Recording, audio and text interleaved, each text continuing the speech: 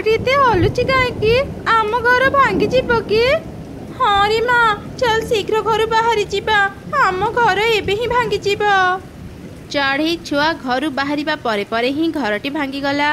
माँ चढ़ईटी घर बाहरी पारिलानी। से भंगा घर तले चापी ही आहत हो गला। माँ माँ तुमर कौन है उठ माँ। चढ़ई छुआ कांदुथिला। सेही समय मिटुता ऑटो नहीं से रास्ता रे जाउथिला। से चढ़ई छुआ को देखि ता पाखु गला।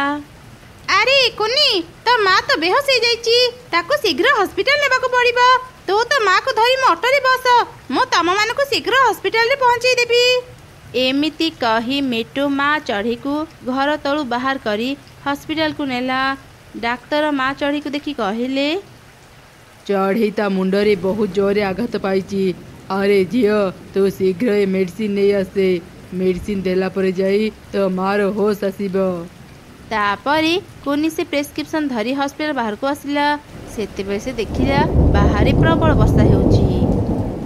एक वर्षा तो एजाए छाड़िनी मो पाखरे छता भी नहीं मो केमिति मेडिसिन आनिबी। मो गोटे काम करे जरी रे प्रेस्क्रिप्शन रखी बाहर को जाए सेमिति हेले मो प्रेस्क्रिप्शन ओदा हेबनी। एमिति कही कुनी जरी रे प्रेस्क्रिप्शन रखिला। आउ गोटे बड़ पत्र मुंडरे देई औषध दुकान को गला। अनेक खोजिला परे से गोटे औषध दुकान देखिला। काऊ अंकल मते सब औषध दियंतु। अच्छा अच्छा एबे देउची एई ने मु सबु औषध देइची तोर 2000 टंका हैला एबे टंका दे। काऊ अंकल मो पाखरे एबे टंका नहीं। टंका नहीं तो औषध किणवाक कहीं चली आसिलु दे मो औषध। एमिति रे तो वर्षा रे मो औषध बिक्री होउनी आउ ये मागणा रे औषध नेबाको चली आसिला। एमिति कुहंतुनी अंकल मो माँ को देह बहुत खराब डॉक्टर कहचंती ए सब औषध आनिबा पई मते बे औषध देई थाओ माँ सुस्थ हेले तुमर सब टंका देई देबे। ए वर्षा राति रे मते विरक्त करनी जा एठू मु एबे दुकान बंद करी घर को जीवी। काऊ चढ़ई छुआ को ता दुकान रू बाहर करदेला। चढ़ई छुआ अनेक खोजिला हेले औषध पाइलानी। से पुणी थरे हॉस्पिटल को फेरिला। तो माँ को आमे बंचई पारिलुनी तो जदि ठीक समय औषध नहीं आसी थांतु तो माँ बंची जाई थांता। ना एमिति कुहंतुनी माँ मते छाड़ी जाओनी मु एका एका केमिति बंचीबी। माँ को हरई चढ़ई छुआ अनेक कांदुथिला। किछि दिन बीती गला। चढ़ई छुआ गछ डाल रे रही निज दिन बितौथिला। हठात दिने जंगल रे वर्षा उठिला। एबे मु कुआडे जीबी मो पाखरे तो घर नाही। वर्षा हेबा आगुरु मु शीघ्र एक सुरक्षित जगह खोजी निए।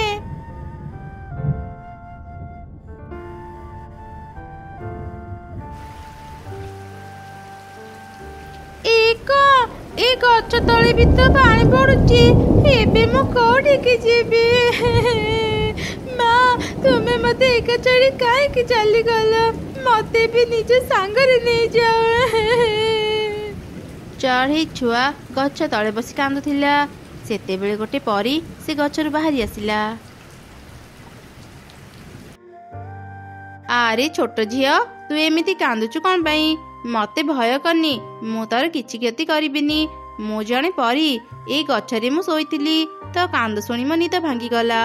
कह झियो तू कौन पई एते कांदुचु आउ तो बापा माँ कोठे अछंती तू कौन घर रास्ता भूली जाइचु। चढ़ई छुआ तार सब दुख घटना परी को कहिला।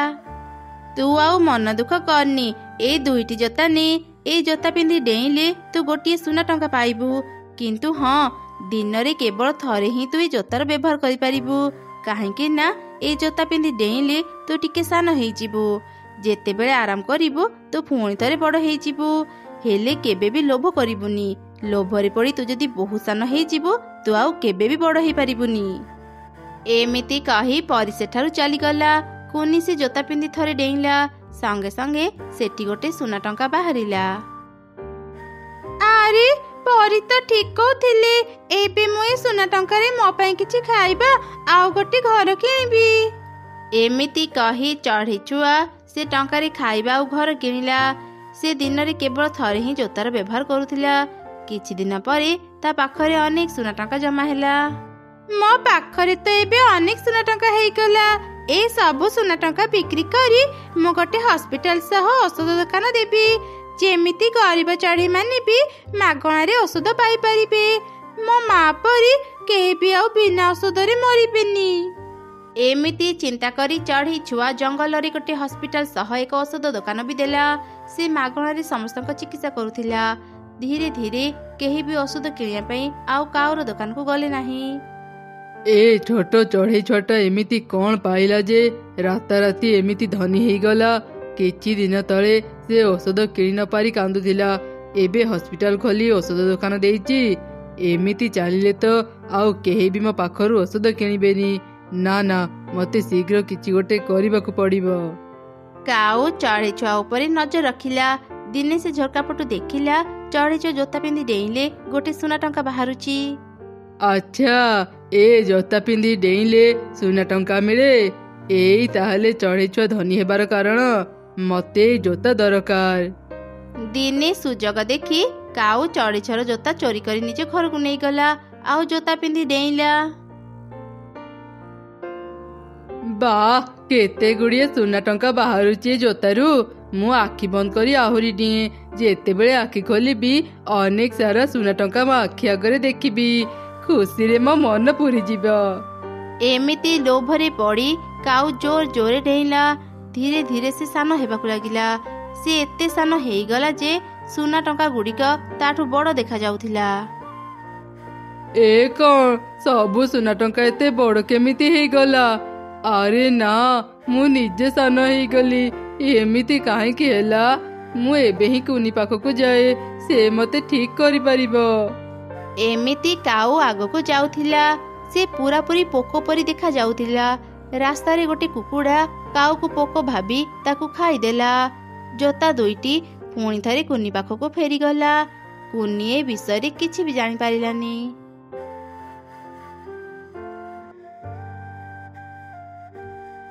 ଏଇ ଚଢ଼େଇ, ତୁ 6 ମାସ ହେଲାଣି ମତେ ଘର ଭଡ଼ା ଦେଇନୁ। ମୁଁ ତତେ ଆଉ ମୋ ଘରେ ରହିବାକୁ ଦେଇପାରିବିନି। ଏବେ ହିଁ ତୁ ମୋ ଘରୁ ବାହାରି ଯା। ନା ନା କାଉ ଭଉଣୀ, ମତେ ଘରୁ ବାହାର କରନି। ମୁଁ ମୋ ଛୋଟ ଝିଅଟାକୁ ନେଇ ଏବେ କୁଆଡ଼େ ଯିବି? ଆଉ କିଛି ଦିନ ସମୟ ଦିଅ। ମୋ ସ୍ୱାମୀ ଆସିଲେ ସେ ତୁମର ସବୁ ଟଙ୍କା ଦେଇଦେବେ। ଅନେକ ଦିନ ହେଇଗଲାଣି ତୋ ସ୍ୱାମୀ ଘରକୁ ଆସିନି। ମତେ ତ ଲାଗୁଛି ସେ ଆଉ କେବେ ବି ଘରକୁ ଫେରିବନି। ତୁ ତ ଛୁଆକୁ ନେଇ ଭଲରେ ଆମ ଘରୁ ବାହାରି ଯା, ନହେଲେ ଆମେ ତତେ ଗଳା ଧକ୍କା ଦେଇ ବାହାର କରିବୁ। ମା ମା, ଏ ଜଙ୍ଗଲରେ ଆମେ ଆଉ ରହିବାନି। ଚାଲ ପାଖ ଜଙ୍ଗଲକୁ ଯିବା। ହଁ ରେ ମା, ଏ ଜଙ୍ଗଲରେ ଆମର ଆଉ ଜାଗା ନାହିଁ। ଆମେ ଏଠି ଆଉ ରହିବାନି। ଚାଲ ମା, ପାଖ ଜଙ୍ଗଲକୁ ଯିବା। ଏମିତି କଥା ହେଇ ସେମାନେ ନିଜ ଜିନିଷ ପତ୍ର ଧରି ପାଖ ଜଙ୍ଗଲକୁ ଗଲେ। ସେ ଜଙ୍ଗଲରେ ପହଞ୍ଚୁ ପହଞ୍ଚୁ ରାତି ହେଇଗଲା। ମା ମା, ରାତି ହେଇଗଲାଣି। ଏବେ ଆମେ କୋଉଠି ରହିବା? ଏଇ ତ ଆଗରେ ଗୋଟେ ଘର ଦେଖା ଯାଉଛି। ଚାଲ ମା, ଆଜି ରାତି ରହିବା ପାଇଁ ତାଙ୍କୁ ସାହାଯ୍ୟ ମାଗିବା। ଘରେ କିଏ ଅଛନ୍ତି? ବାହାରକୁ ଆସନ୍ତୁ।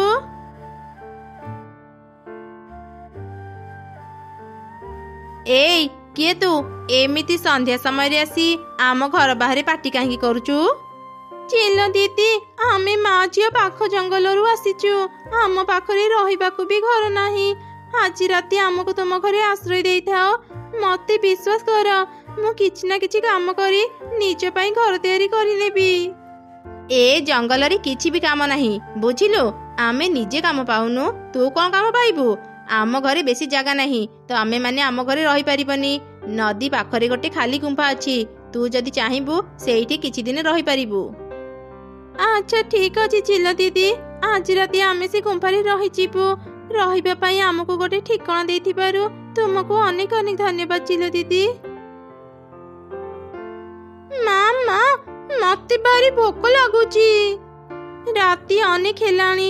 ଏବେ ମୁଁ ଖାଇବା କୋଉଠୁ ପାଇବି ରେ ମା? ଆଜି ରାତି ଶୋଇପଡ଼, ସକାଳ ହେଉ ହେଉ ମୁଁ ତୋ ପାଇଁ ଖାଇବା ଆଣିଦେବି। ଆଚ୍ଛା ଠିକ ଅଛି ମା। ଏମିତି କହି ସେମାନେ ଶୋଇ ପଡ଼ିଲେ। ହଠାତ୍ ଏକ ଶବ୍ଦରେ ମା ଚଢ଼େଇର ନିଦ ଭାଙ୍ଗିଗଲା। ଆରେ, ଏମିତି କ'ଣ ଗୋଟେ ଶବ୍ଦ ହେଲା? ଗୁମ୍ଫା ବାହାରକୁ କିଏ ଆସିଲା ନା କ'ଣ? ମୁଁ ଥରେ ଯାଇ ଦେଖେ।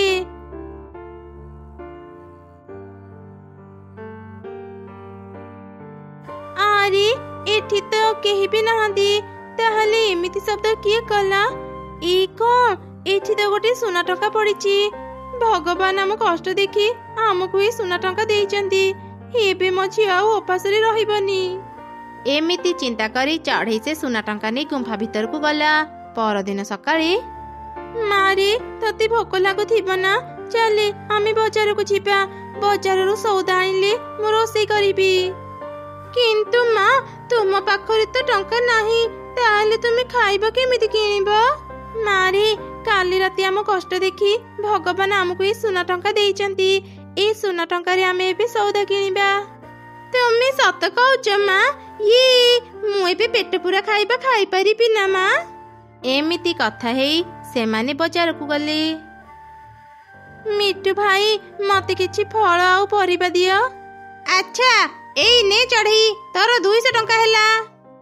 ମିଟୁ ଭାଇ, ମୋ ପାଖରେ 200 ଟଙ୍କା ନାହିଁ, ହେଲେ ସୁନା ଟଙ୍କାଟି ଅଛି। ତୁମେ ଟଙ୍କାଟି ନେଇଯାଅ। ଆଚ୍ଛା ଠିକ ଅଛି, ଦେ।